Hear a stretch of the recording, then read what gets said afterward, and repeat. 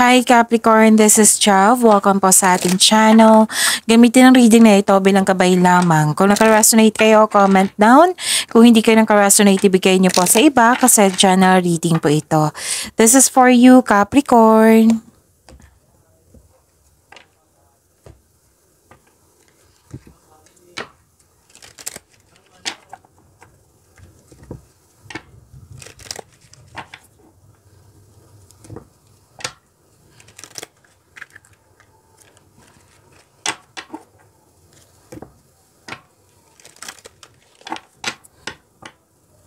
Para po ito sa iyo, Capricorn.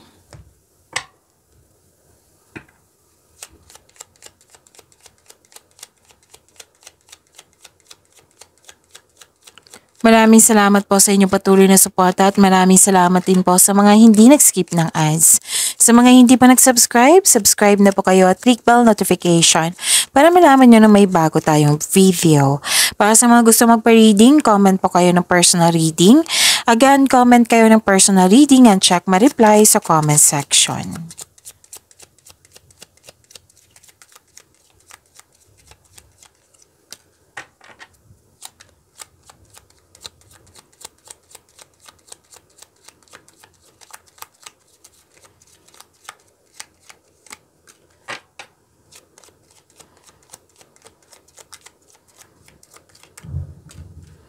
Wow, harvest. Pwedeng literal na harvest, pwedeng sweldo nyo ngayon or binayaran kayo sa binigay nyo serbisyo, pwede din na maraming orders, client or project at ano pa.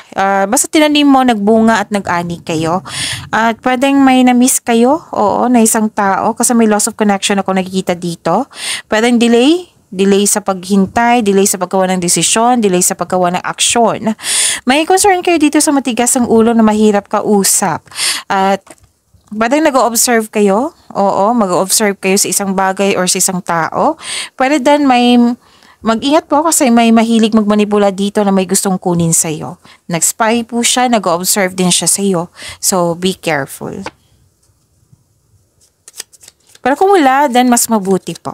Okay? Kunin nyo lang po yung kung ano yung naka-resonate sa inyo.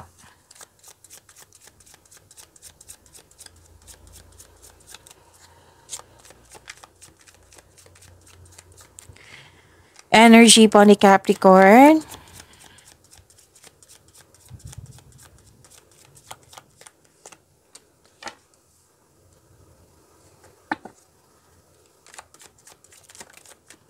Okay, dalawa po ito. Kunin ko na ha.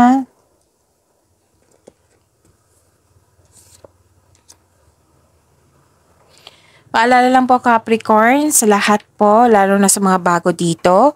Kung may napansin kayo na repeating message, yan po yung pinupush ng cards niyo po.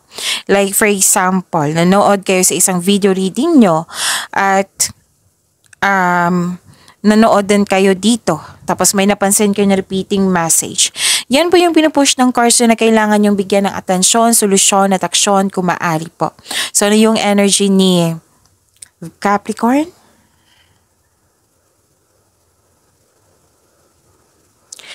May nag-take advantage sa inyong kabaitan. Babala po sa palaging masyadong mabait.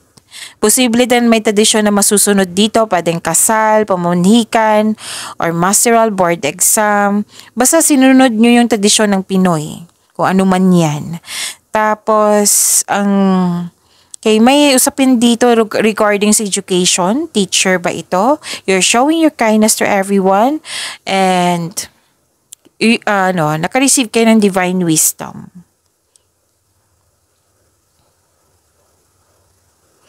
So, may biglaang pagbabago dito, lalo na sa financial or sa connection mo sa isang tao. Ang darating na pagbabago na ito ay makasuporta sa iyong growth and expansion. So, expected and expected, sabi po ng card dito. May sekreto po na parating which may be shocking.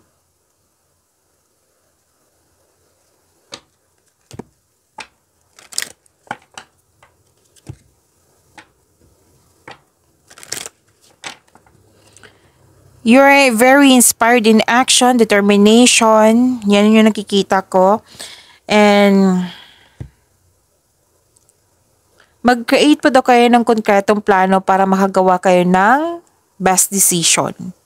Makinig din po daw kayo sa inyong intuition to guide you towards the next action.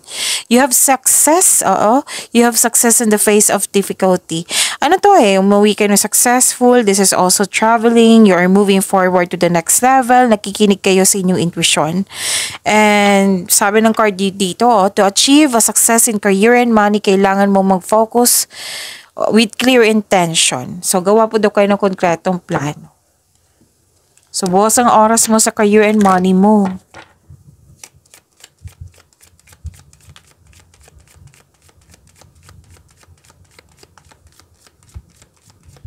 Spirits, guide angels, archangels, guardian angels, message pa para kay Capricorn. Sabi po ni Archangel Gabriel dito, nurture. As you nurture a child, you nurture your own inner child. Both activities are important for you right now.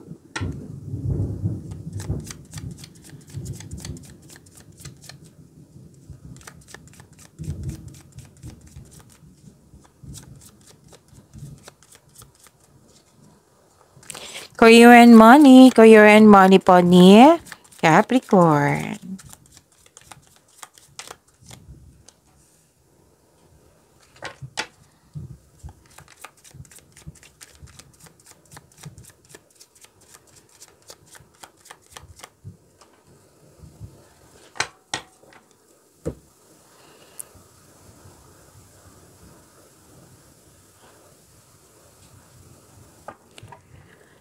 Okay.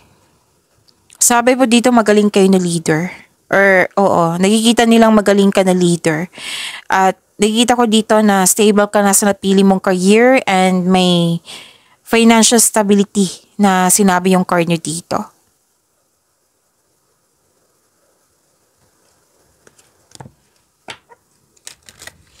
May inumoong romance sa workplace mo or yung partner mo, katrabaho mo po.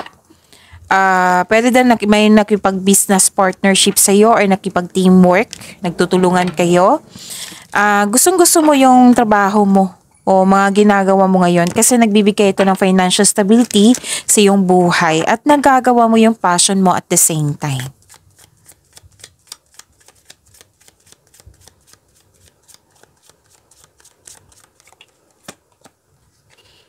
Nurture din to. Healing your inner child can unlock the path to financial abundance. Remember to nurture yourself as you work toward your goals. So, nag-clarify din siya dito sa sabi ni Archangel Gabriel. Pag-aalaga.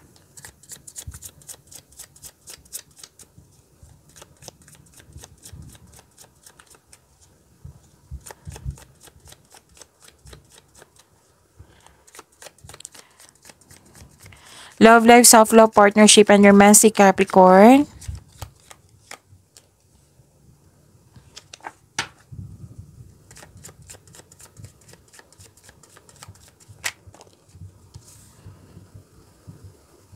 Okay, may ano din dito, card.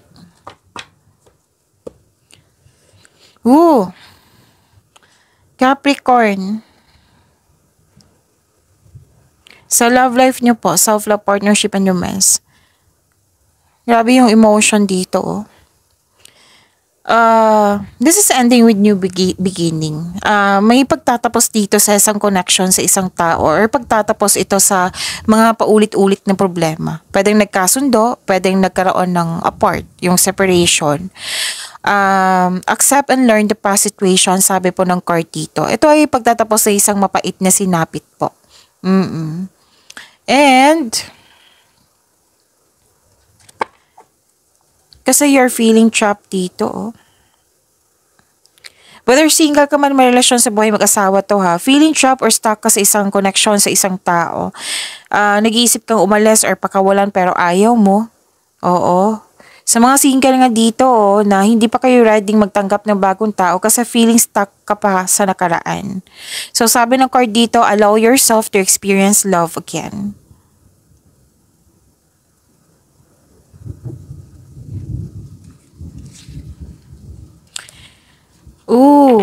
So may concern sa controlling person, unhealthy connection, or nagkaroon ng toxicity o toxic relationship or naging lust over love, L-U-S-T. So, lahat naman tayo dito adult or nagkaroon ng controlling person. Pwedeng nangyari na to na naalala nyo po. Oo. Pero ma-overcome nyo po ito, sabi ng card. Transformation. Your relationship with one another is about to deepen. Love conquers and transforms all things. Pag-imanin niyo po yung blessings na binigay sa inyo. Capricorn, see you tomorrow. Maraming salamat po.